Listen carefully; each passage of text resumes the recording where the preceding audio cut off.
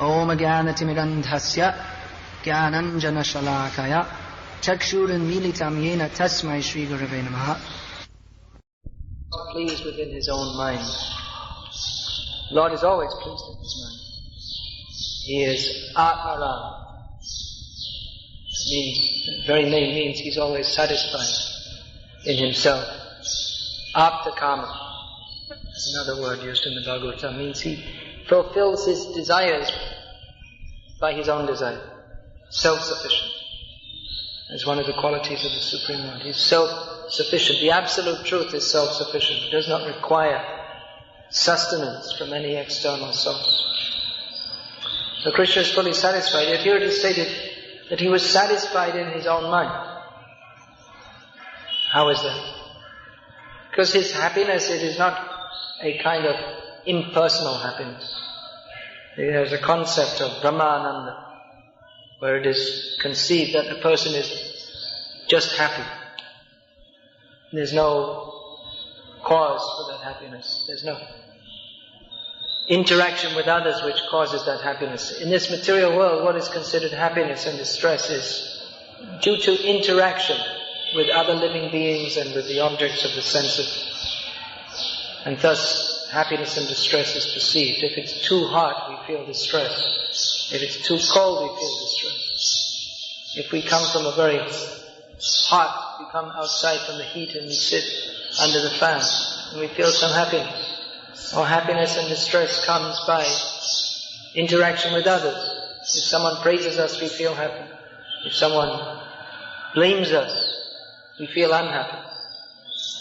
So throughout the Gita, Krishna advises us to be fixed on the spiritual platform beyond this interaction beyond the happiness and distress which is perceived by the interaction of the senses with the sense objects and the false ego with emotions. He advises, what is the self-realized person? Tatamana pamanayo. He's beyond the happiness of feeling happy when someone praises him, or the distress of being distressed when someone blames him. Sukhe duke samay kritva labha labha jayo jayo jaya jayo. Krishna advises Arjuna to don't be swayed this way or that. If you have some material happiness or distress, if you have some gain or loss, if you are victorious or defeated, Krishna says, be fixed in your duty. You see, even he's inciting Arjuna to fight, but at the same time he's telling him, don't be attached to winning or losing. So he's advising Arjuna to come to a higher platform. So it would seem that the absolute truth must be on that platform. Where is this? How is it that Krishna is pleased because Yudhishthira is established in the throne? How is it that he's pleased when all the miscreants have been vanquished? How is that? So Krishna's happiness, that is not simply, or the happiness of the absolute truth is not simply one of impersonal happiness, where there is no input from any source, but one just is absorbed in a state of happiness with no reference to anything else. That is the impersonal concept of liberated happiness, that you're simply happy without any reference to anything else. You don't even perceive the existence of anything else because you consider that there isn't anything else. There's only Brahman, and that's all. There's only Brahman. Ekam Brahma Dvitiya Nasti. There's only the absolute truth. There's no other thing. But here we see Krishna is pleased in his mind, even though he is the last word in the absolute truth. He is Brahman. He is the source of the impersonal Brahman. Brahmano hi pratishtaham. And he is the last word in the understanding of the absolute truth. He is Parabrahma. Param Brahma, Param Dhamma. Pavitram Paramam Bhavan. Arjuna accepts Krishna as the supreme absolute truth and the supreme abode of everything. The supremely eternal, pure person. So this means that Krishna, he is experiencing happiness, not on the material platform. This is the mistake of the Mayavadis. They presume that, Krishna appears to be happy and dancing with the gopis. He appears to be pasha He's partial towards Yudhishthira. He doesn't like the party of Duryodhana. So it appears that even in the case of Krishna, who they see is the speaker of Bhagavad Gita, different philosophers may consider him to be the personification of the Absolute Truth, that the Absolute Truth is impersonal but has become personified. So it appears that this personality is not very good, because even if the Absolute Truth transforms through the mode of goodness into the person Krishna, then he becomes influenced by material actions and interactions, and he becomes partial to some and against others. So that's why actually to understand Krishna as he is, it's not a very easy thing. Bahunam janmanam ante jnanavam mam prapantati vasudeva sarvamiti samahatma sudurlama. Those who are on the path of Gyan, they finally come to understand Krishna after many, many births. And they surrender to him. It's very difficult. It will take them many lifetimes. Because the Jnani means he's trying to understand Brahman, everything. Every sarvam idam Brahma, everything that exists, that is Brahma. So they're thinking in terms of the everythingness of everything. The oneness of everything. By following this path of Gyan. And finally they come to realize that everythingness, that is Krishna. But it's very difficult by the path of Gyan, because one is trying to observe the Absolute Truth through his own mental faculties, which are limited. And Krishna is unlimited. And Krishna is not subject to be understood by some mental speculative process. Nalakshase murha drisha nato nadyadharo yata maya janani kachanam agyad hoksha jamavyayam. Queen Kunti Devi says that Krishna, he is eternally covered by the curtain of Maya. Therefore he's not manifested to the foolish, because he is adhoksaja, he's beyond the purview of ordinary sense perception. He appears like an ordinary person, just like an actor dressed up on a stage appears to be someone who he's not. So you may think, well, that applies to foolish people. Kunti says, agya, murha, those who are foolish, rascals, they cannot understand Krishna.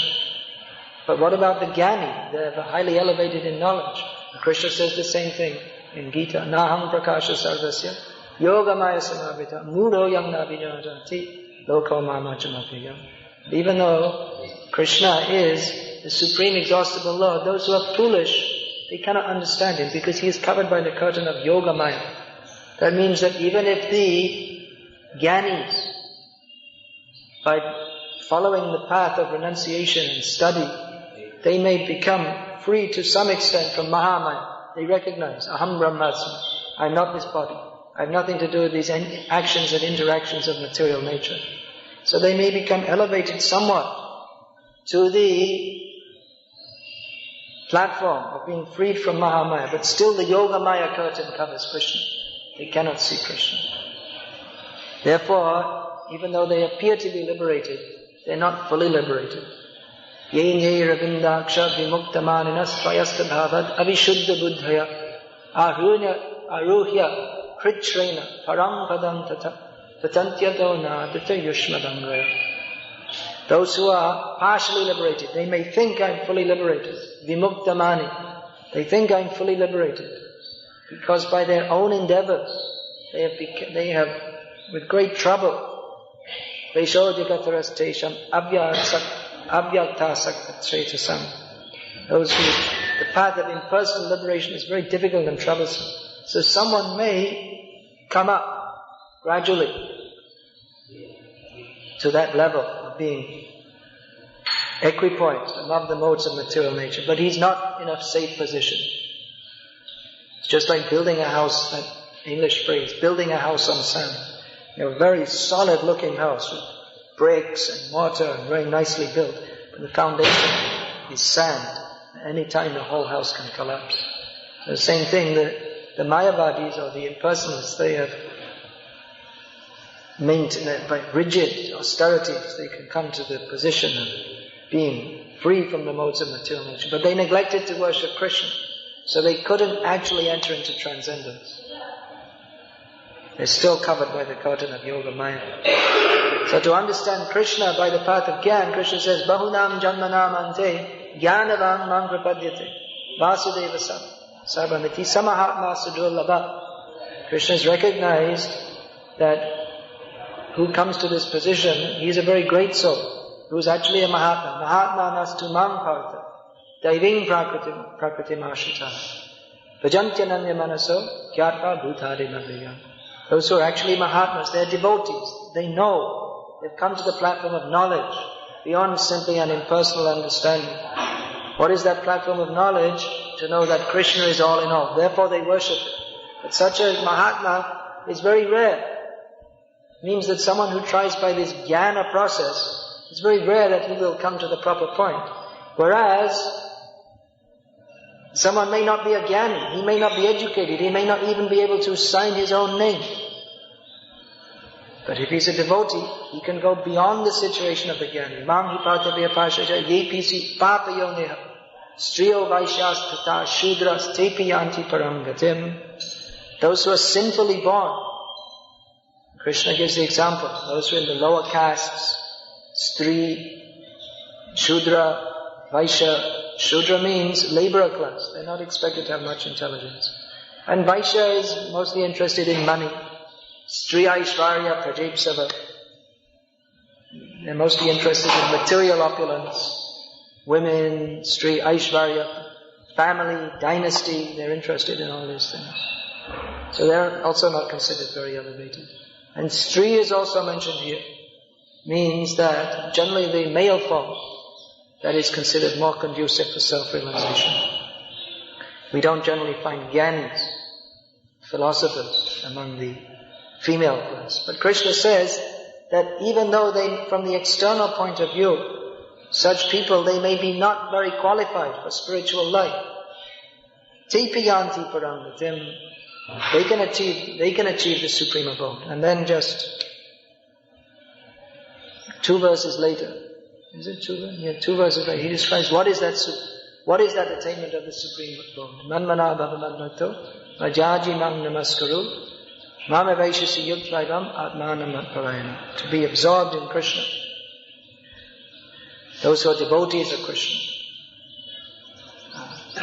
So they achieve the goal of understanding Krishna. Whereas someone who takes to the Jnana Marga, they cannot properly understand this. They cannot properly understand Krishna.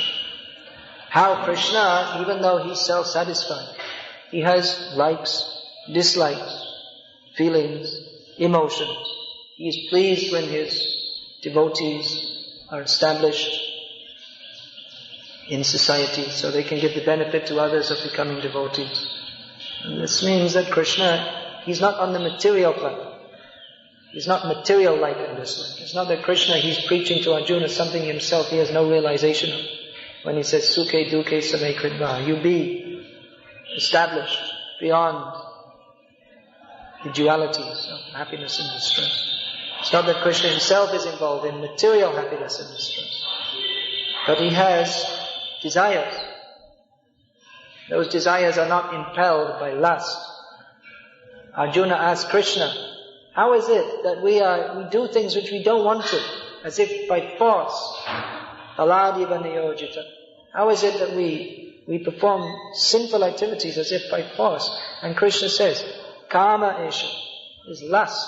We are impelled by lust. But it's not lust that impels Krishna. What is that lust? That is the transformation of love of Krishna, which manifests in this material world as lust. So that Krishna says, that is our eternal enemy for the aspiring transcendentalist.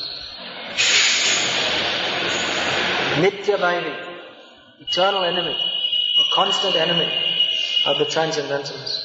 So Krishna, he's not overcome by lusty things. It's very difficult to understand that term I was using. Apta Kama. Krishna is fully satisfied in himself. Then comes in Bhagavatam, When Krishna is described the Ras Lila, so why is Krishna about to dance with gopis if he is fully satisfied in himself? So fully satisfied in himself, but he has unlimited desire. He's the unlimited. So he has unlimited desire, but his desires, they are not impelled by the modes of material nature, but they are impelled by his own lila potency, which is under his control. But he submits himself to the control of that lila potency for increasing his own pleasure and increasing the pleasure of his devotees. So this is not possible to be understood simply by a rationalistic, so-called logical understanding. That can be understood by the devotee. Bhaktya mama vijanati. Krishna can be understood by devotion. And actually for the devotees, it's very easy to understand. Those who are not devotees, they can't understand even in millions of lifetimes how the Supreme Absolute Truth is a young boy, and the gopis, Mother Yashoda's age gopis, they're all clapping their hands and singing, and he's dancing. They can't understand. It's not understandable to them. But a devotee automatically not only understands, but he enters into the bliss of that pastime. He appreciates that pastime. So understanding and appreciation come simultaneously for the devotee. Krishna blesses those who are favorable to understand him, and those who are not favorable to understand him, who have their preconceived notions. The Absolute Truth should be like this, the Absolute Truth should be like that. They're not ever eligible to understand. So even though they think they understand, their whole approach to understanding is wrong, and they cannot ever understand Krishna. That's why I was saying, even someone who is illiterate, they can understand Krishna if, by the good fortune that comes, maybe some previous life devotional activities, maybe the mercy of devotees, the mercy of the Supreme Lord Himself, they're inclined towards Krishna. Just like we see so many people are coming here to Krishna consciousness in this temple here. Some are coming from illiterate backgrounds, and some are coming from literate backgrounds. But everyone is coming, who are coming, mostly they're coming, even those who are literate, they're not coming reading a whole PhD thesis about Krishna first. It's not that they've studied so much philosophy and therefore they come, but they have some attraction to come. That is special prerogative of many of those who are born in India. Due to pious activities in previous lives, they have some attraction to worship Krishna. So very simply, they can accept, even their minds may be jumbled in so many ways, especially those who are more educated, their minds tend to be more jumbled up by atheistic ideas. But basically it's very simple for them to accept, yes, Krishna is God.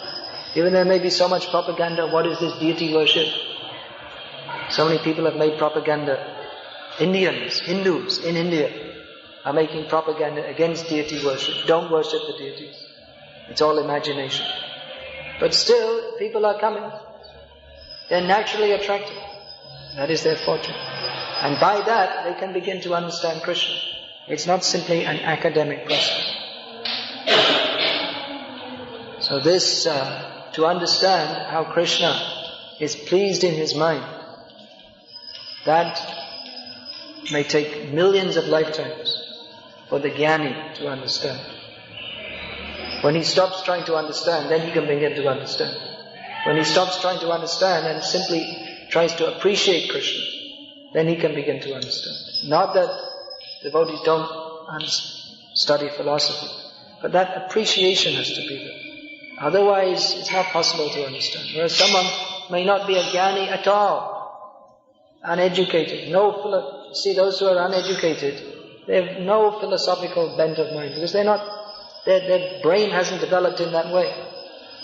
The thinking process, which intellectuals, you see there's a class of intellectuals, and they have a way of thinking, what about this, and then what about that, and considering this, and considering that. Very complex kind of mentality. But the simple people, they don't have such a mentality. They just tend to accept something very easily. So if they're fortunate, they can very easily accept Krishna. Who is God? Yesterday I was asking. Was it yesterday or the day before? That lady came. So I asked her, who is God? Krishna. She was fully convinced.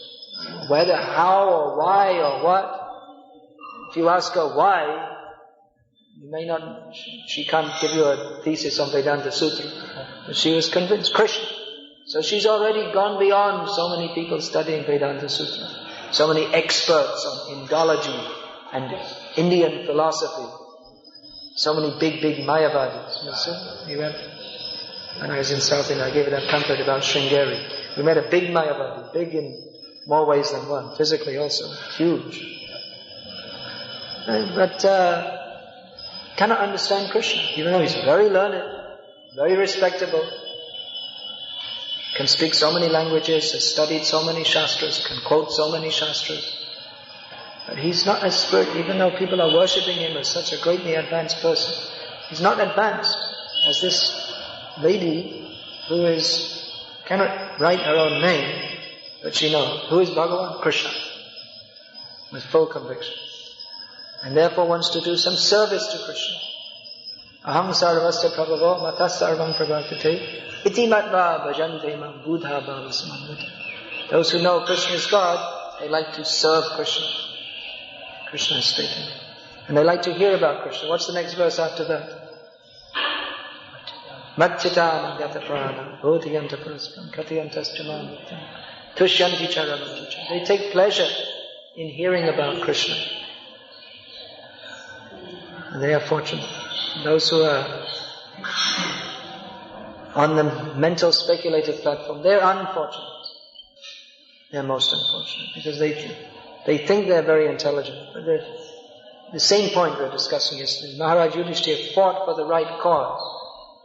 So many people are fighting in so many ways, doing so many wonderful things. They're great heroes, but it's all misplaced. So in the same way, one may be very intelligent, very analytical, but if it's not based on Krishna, surrendered to Krishna, it's simply a misuse of intelligence. The same thing. Yesterday we were discussing about activities, how they should be centered on Krishna. So here we can deduce how the intelligence should be centered on Krishna.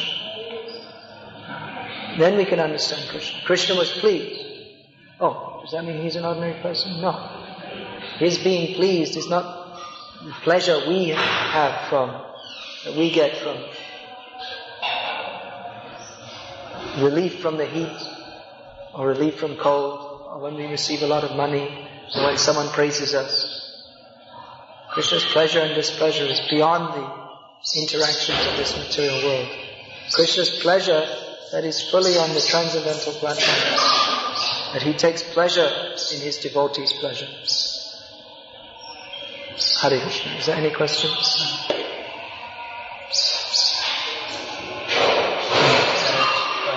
You mentioned about how Krishna submits himself to his own Leela potency, and also we know that Krishna is indirectly and directly conscious of everything. At the same time, in his highest manifestation, he chooses not to know about some things for the purpose of Leela. So could you shed some light on that?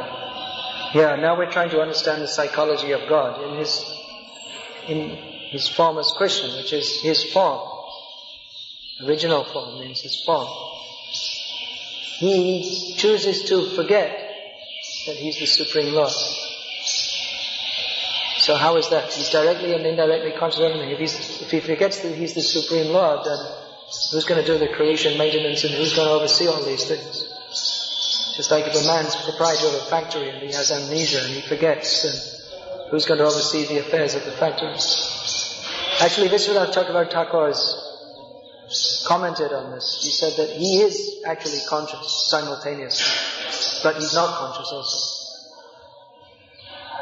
Do you understand? Who can understand the mind of God? That rascal, Stephen Hawking, he is proposing to understand the mind of God. Isn't that the end of his book? The Brief History of Time, he has said that, what is it? Something like, when we understand how the universe is created, and then the last words are that, then man will have reached the pinnacle of knowledge, he will have understood the mind of God.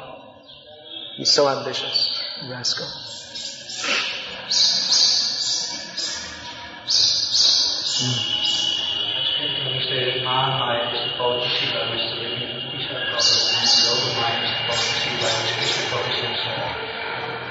What is Mahamaya and what is Yogamaya? Mahamaya is potency which covers the living entities, and Yogamaya also covers living entities in the liberated states, and Krishna himself also.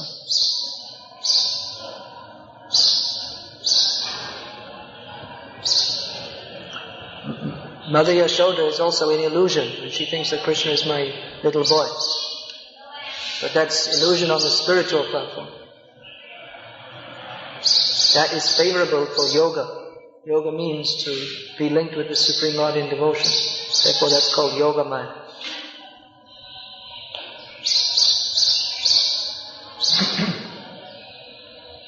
Mahamaya is very great illusion.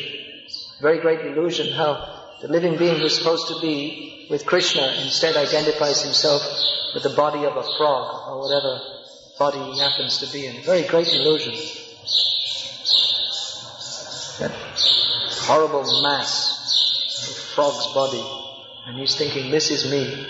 And my pleasure is in catching flies to eat them. Meanwhile I have to be careful. The snake is coming to catch me. I was staying in one hut one time. There was a little pond just outside. So all the frogs would be sitting outside, making their living. And the snake would come very quietly behind. Just as he's about to catch, they'd all jump in the pond all at once. So the snake is frustrated. He couldn't catch a frog. I was thinking that these are all supposed to be Krishna conscious living beings. And here they are playing snakes and frogs. Very unfortunate. From your lecture, what I understand is that it is not always necessary for the devotees to have knowledge of Shastra. But at the same time, this question arises to that if a devotee is not firm in knowledge, then his faith may be taken. Yeah. Give an example of a lady. So Yeah. his faith can be taken. Yeah. This is an important question. On one hand, knowledge of Shastra is not required if one simply has faith. On the other hand, the faith of one who doesn't have knowledge of Shastra may be shaken. So both things are there. But actually, that Chaitanya Mahaprabhu is saying, Dine re adhik doya kare Bhagavan, Pandit kulin dhani bara abhiman. Those who are very poor or fallen, Krishna is more kind to them. And those who are Pandit, big learned scholar, or high-class family, or very rich, they tend to be puffed up. So actually what is the qualification for understanding Krishna? It's not actually knowledge, but it's to be nirabhiman, to be freed from the puffed up conception that I am very great. Therefore Chaitanya Mahaprabhu's most important teaching, Tunadapi Sunichina, Tarorapi Sahishna, Amanina Amanadena Kirtaniya Sadhari. We can actually chant Hare Krishna when we're free from all sense of false prestige. Then chanting has effect. Then by the chanting, everything is revealed. So, actually the knowledge of philosophy is required. We tend to become more doubtful. Those who are more educated, they tend to have more doubts because the mind is more developed. So we think, well, when Krishna says in the Bhagavad Gita, yoga or karma, and Prabhupada translates it as devotional service, isn't that biased? Isn't that bogus? How is it? He's just fooling us. We tend to think like this. Or just like the big Pandit, he couldn't go back to Godhead, but the cobbler sitting under the tree, when he heard that Narayan is putting the elephant through the eye of the needle, he could immediately accept. The same thing, we read the 5th canto of Bhagavatam, or we read anywhere in Prabhupada's books, and he says that the moon is further away than the sun, and you think, well, How is that possible? The scientists are bouncing radio waves off the moon and they see how much time it takes to come back, and then from this we understand the speed of radio waves. So from this we can understand the moon is just, how far did they say it is? What's the latest count? 200,000 miles? Something like that. So it seems that Prabhupada is just being dogmatic. Actually, there's a very interesting thing I read recently, which was told by a disciple of Prabhupada called Jashamati Nandan Das from Australia. Not from Gujarat, another one. So he asked Prabhupada that, you see, the scientists, they discovered the planet Pluto because they studied the orbits of Uranus and Jupiter, and they found out that the orbits were irregular. They were not as they would have expected them to be. So it appeared as if there was some other heavenly body which was exerting a gravitational influence on them. So they calculated the orbits, how they expected them to be and how they are and what the difference is, and therefore they postulated that at this point in space there must be the orbit of another planet. And they looked there and they found Pluto. So he's saying that, you see, the scientists, by their mathematical calculations, they studied Pluto. And Prabhupada simply said, we have our own mathematical calculations. We don't follow all this. So then later, a few years later, the same devotee, Yashamati Nandan, found in the newspaper a report that Pluto will vanish in a few years. It was a sarcastic headline. In other words, according to their original calculations, what they made, according to those calculations, the planet Pluto should be gradually diminishing in size so quickly that within a few years it will cease to exist. So then they had to do their calculations again, and they found actually their original calculations were all wrong, as usual. And that actually the orbits of Uranus and Jupiter were all right. There was nothing wrong with them anyway, according to their present calculations. So it's just by chance they made discoveries. So many big scientific discoveries come by chance. That means Krishna, the Super Soul, is giving them a chance. That's all, because they want to discover something and become a Nobel Prize winner. So Krishna, Prabhupada described, this rascal, he's working so hard. All right, give him a chance. Let him fulfill his desire. He can become famous for discovering Pluto. So like that, the minds of complex, more educated people, they tend to be very complex. At least myself, I know that personally, I never doubted anything Prabhupada said. Even the first came out in 1975, Prabhupada was saying the moon is further away than the sun, and they never went there. And some devotees said, I just thought, well, if Prabhupada says, you must be right. Scientists, they're such cheaters in so many ways. And Prabhupada, he's a pure devotee. He knows Krishna, so he must be right. That's all. How it's right, I don't know. That's a job for Sadhaputta to work on. But if Prabhupada says, then I don't think Prabhupada's a fool. He must be right. So a simple person can simply accept it. Krishna is God. That's all. But someone who's very complex in mental, they'll always say, why this, why that, and they'll go on saying why for millions of lifetimes. Bahunam, Janmanam, Ante, Jnanavam, Vam Prabhati. Vasudeva Sarvamiti, Samahatma Sudurlabha. After saying why for so many lifetimes, they may finally come to realize why, because Krishna wants. That's why. But such a Mahatma is very rare. Because they're stuck up on the platform of thinking, I'm so intelligent and I'm so wonderful. So that knowledge of Shastra, that is required, but even to understand that requires a certain simplicity and mentality. That's why Prabhupada says in the introduction to the Bhagavad Gita, as it is, that at least theoretically you have to accept Krishna as the Supreme Personality of Godhead to read this book. Otherwise you can't begin to understand it at all. There has to be some level of acceptance. There has to be some level of faith. If someone who is totally agnostic and never puts their faith in anything, then they can never come to any conclusion about anything. Actually, if you're a complete agnostic about everything and you don't put your faith in anything, then you can neither sit nor stand. Because if you're sitting, you'll think, well, any time the floor may collapse underneath me. And if you're standing, you want to walk, and you put your foot. How do you know that when you put your foot down, the earth will support you? It may just collapse. If you're to be a real agnostic, then you have to put your faith in something. So therefore all the Shastric conclusions are there. It's also true though that someone who's not very educated, they may be easily misled. And that's why there's so many bogus cheaters, gurus are coming. But even educated people, you see, they go to them. Even people may be very materially educated, but spiritually they're foolish. You'll find so many materially educated people are following absolutely bogus rascals, who anyone with any slight spiritual intelligence can understand that some Baba with fuzzy hair is just a complete charlatan. But there are many educated people who go. Why? Bhoga Ishvarya Prasaktanam Taya Prahita Chetasam Vyabhasaya Nikabhuti Samadhana Vidhiyati. Because they want material opulence. Therefore they go to these cheaters who promise that. So real intelligence comes from the spiritual platform, not from the material platform.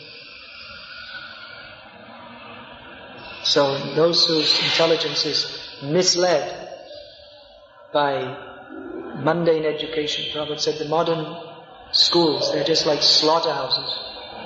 They spoil our intelligence.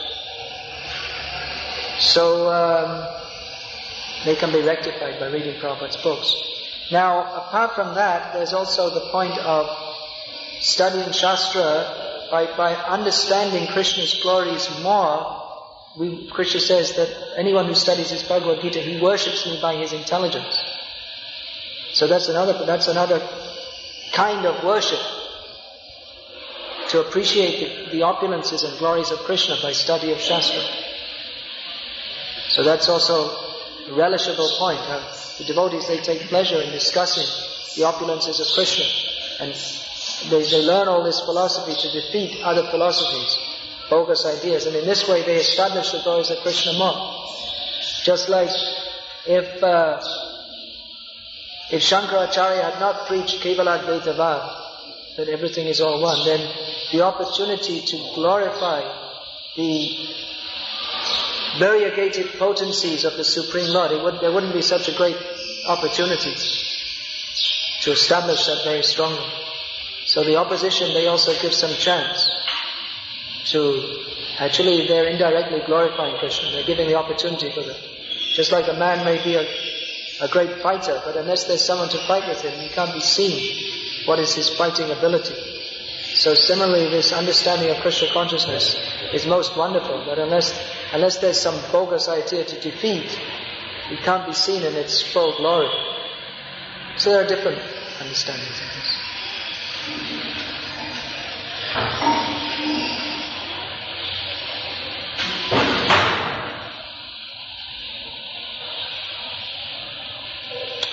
Hare Krishna. Srimad Bhagavatam ki jai. Srila Prabhupada ki